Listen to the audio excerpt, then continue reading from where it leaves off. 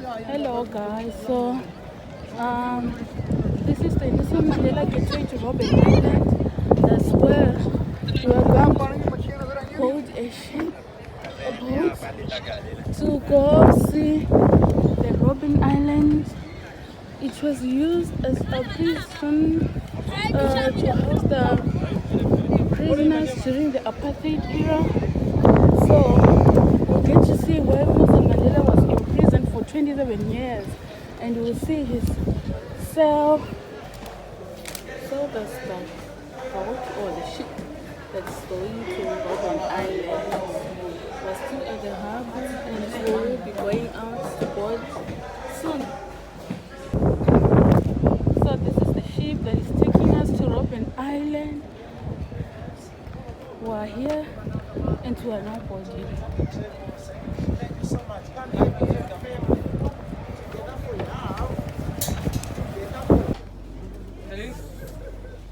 Hello.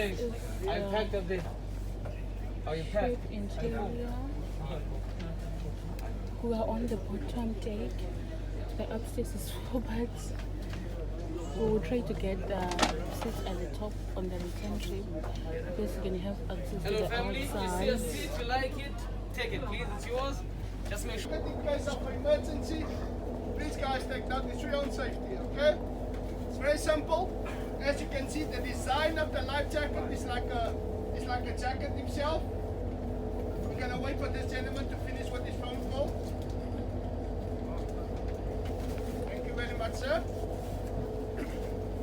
As you can see, the design of the life jacket is the same like a jacket. You put it on like a jacket.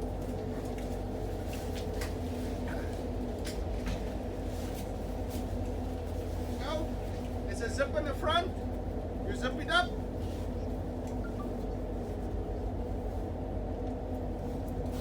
Pull it up.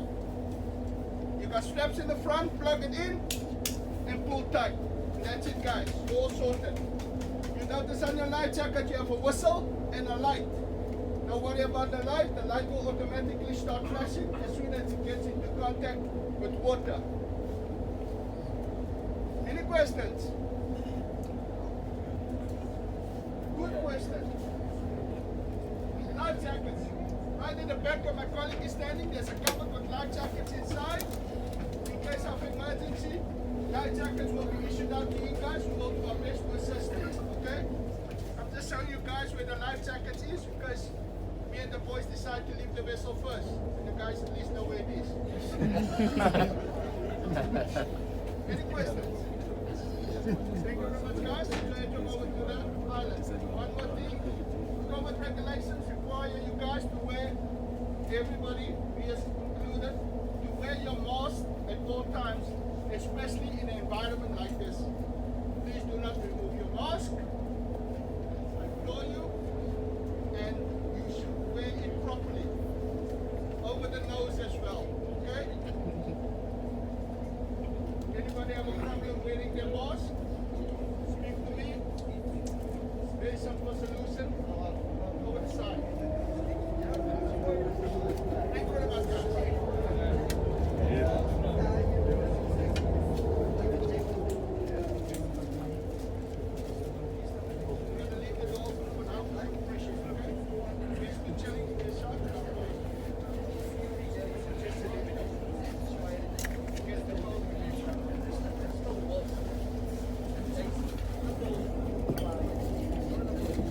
Sir, finish your mask.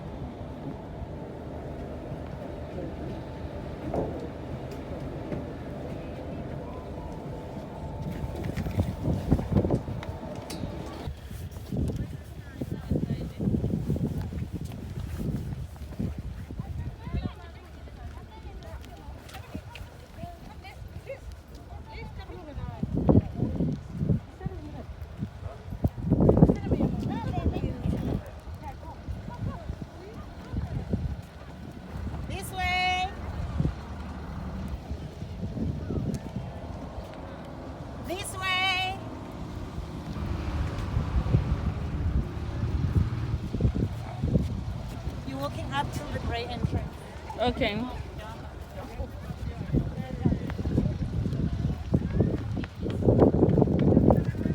That is Table Mountain. You can actually see Table Mountain from Robben Island. Look at that Table Mountain. Wow. This photo in front of you, it is the photo of the former Balkan prisoners. These are the very last prisoners to leave this prison. Here, prisoners were very happy to be free. I would like to say something about this gentleman. His name is James Mange.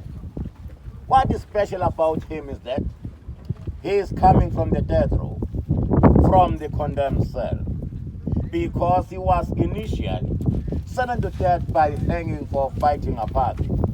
The gentleman spent 2 years in the death row before his sentence was then reduced to life imprisonment due to the campaigns of the Amnesty International. He was in that section, F section.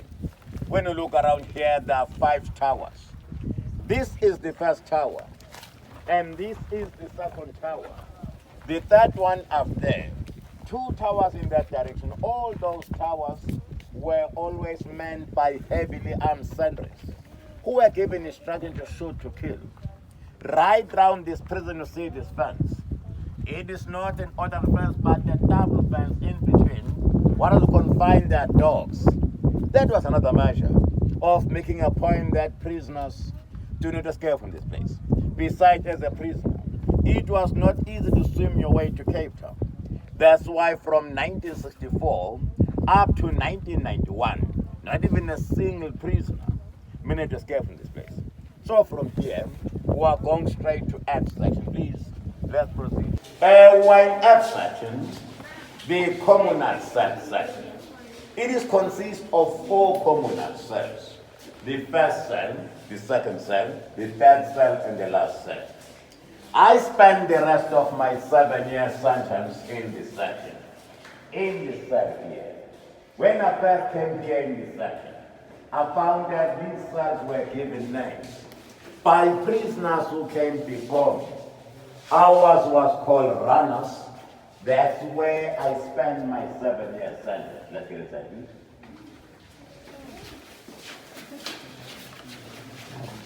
You may see on this island.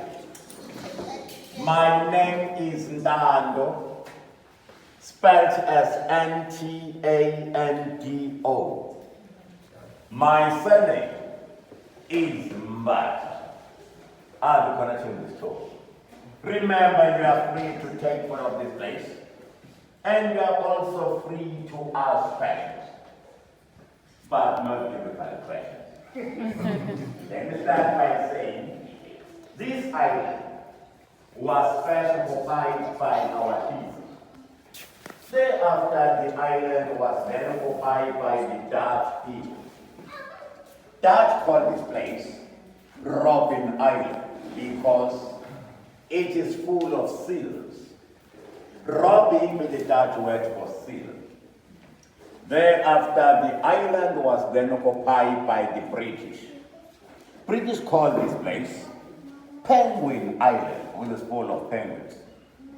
Remember, the prison was built in 1964. In this prison, only the white warders or guards who were employed in this place, mainly the Afrikaners. In this prison, there were no female political prisoners imprisoned here because female political prisoners were imprisoned through and that in the Orange Free State. In this prison, there were no white political prisoners ever kept here because white political prisoners were imprisoned in Pretoria Central Prison. In this prison, there were only blacks, colors, and Indians, all males. When I first came here in this prison, down there at the harbor, escorted by Walter Stephen Chains, we were then taken straight to that office called reception office. In that office, that's where we were dehumanized. That's where they will strip your dignity. Because when I first came here in this prison, down there the harbor is sorted by warders with our hands up and lead irons on our feet. We were penetrated that office, that where we were stripped naked. And because of that, they were looking for contraband, but they were only dehumanizing us.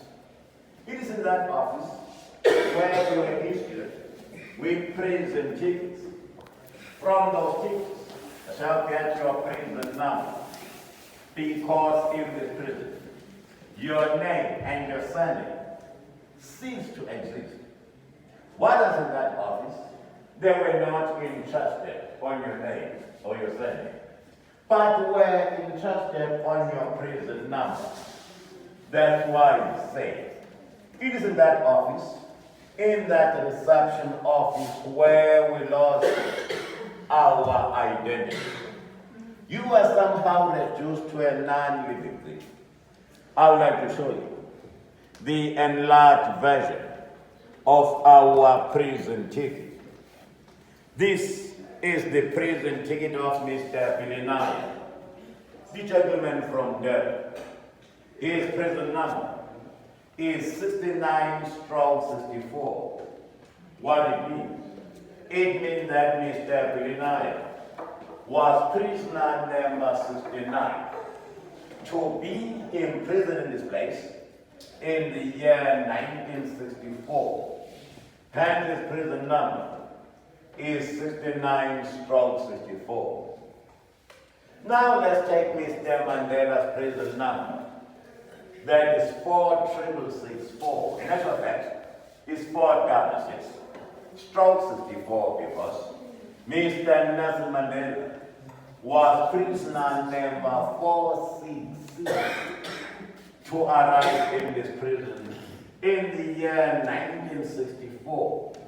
And his prison number is 466/64, commonly known as 46664. My prison number 71/84 because I was the 71st prisoner to arrive in this place in the year 1984. Mr. Pilinaya was sentenced to 20 years in prison for assault. Remember that during those days of apartheid, if we are political prisoners, you are not entitled to things like parole or remission. You serve your sentence in full. As you can see for yourselves, Mr. Pilinaya was sentenced on the 28th February 1964 and released on the 27th February 1984, spending 20 years in this place. Mr. Pilinaya, he started departed more than 15 years ago after a very long illness. That's where our leaders were confined. This is the photo of this place, B section courtyard. Here prisoners were crushing stones during that period of hard labor. This place was known as the place of work. They built this concrete tennis court in 1973. This is Mr. Nelson Mandela and his great mentor Walter Sisulu. They are both late now. The photo was taken in 1966. From the flagpole downwards used to be the garden of Mr. Nelson Mandela. That's where the manuscript was found buried. Fortunately, that manuscript, it was the second manuscript, because the first manuscript was already smuggled out of this prison with the sense of a lawyer. When Mr. Mac Maharaj was released in this prison in 1976, he then transported that manuscript to London, where it was printed and published as when the book titled Long Walk to Freedom by Mr. Nelson Mandela. From left to right, the fourth window is Mandela's cell. Inside Mandela's cell, there are potted blankets, metal hearth, metal plate, and a private part, which was used as a toilet.